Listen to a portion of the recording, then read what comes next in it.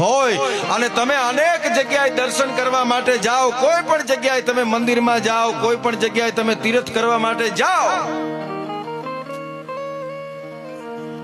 પણ મંદિરની અંદર બેઠેલો પરમાત્મા મને તમને કદાચ ઓળખાય કે ન ઓળખાય, પણ એની ઓળખાણ કરાવવા વાળા સદગુરુ જે બેઠા છે ને, ઈ આપણને પરમાત્માની ઓળખાણ કરાવે, એટલે ઈ આપણો જીવતો જાગતો ભગવાન છે. અને એટલા માટે કબીર સાહેબ તો એમ કે છે કે ગુરુ ઓર ગોવિંદ દોનો ખડે કિસકો લાગુ પા.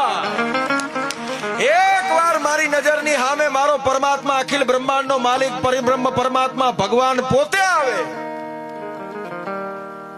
અને બીજી બાજુ મારો સદગુરુ હોય તો કબીર સાહેબ એમ લખે છે કે ગુરુ ગોવિંદ દોનો ખડે તો કિસકો લાગુ પાય.